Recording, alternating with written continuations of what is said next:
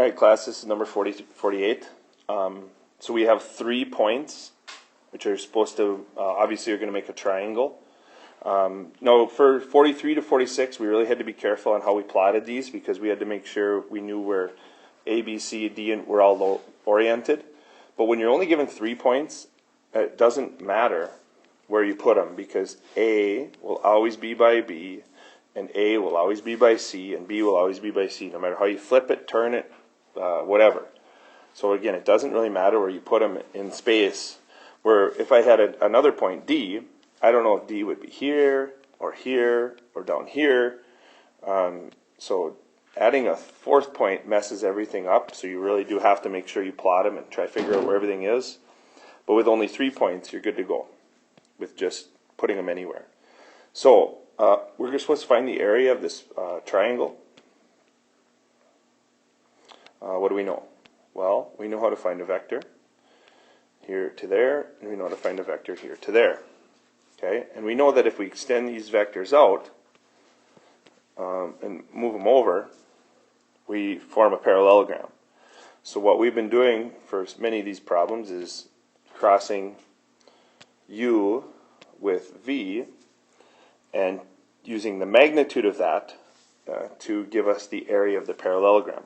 Well, we just want the area of the triangle. And hopefully by me graphing this out, you can see that, well, the triangle is just going to be half a parallelogram.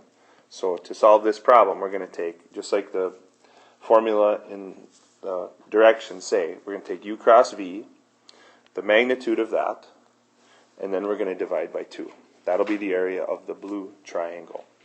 So vector U is going to be B minus A. Well, if I take B minus A, well, first I got to kind of name these points. Let's put this one as 1, 4, 1, negative 4, 3. Okay, let's have this one be 2, 0, 2. And then the other one then would be negative 2, 2, 0. All right, so B minus A would be 2 minus 1, 0 minus negative 4, 2 minus 3, negative 1. Vector V is going to be C minus A, so negative 2 minus 1 would be negative 3. 2 minus negative 4 would be 6. And 0 minus 3 would be negative 3. All right, so the cross product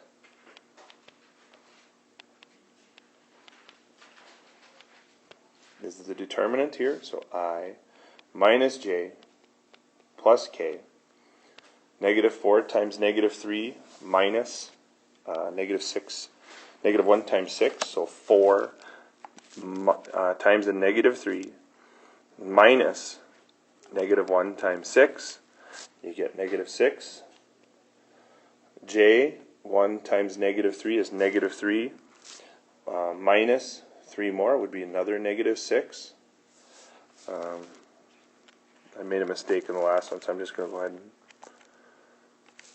go through the calculations actually with my calculator. So 1 times 6 is the last one, minus 12. So 6 minus negative 12, you get 18. All right, these numbers look better. All right, so these numbers are correct. So we have, as a vector, negative 6, 6, 18. Now we're going to try to find the magnitude of this. We're going to take 6 squared, or actually it's negative 6 squared, but it doesn't matter, it's going to cancel off anyways. Plus 6 squared, plus 18 squared.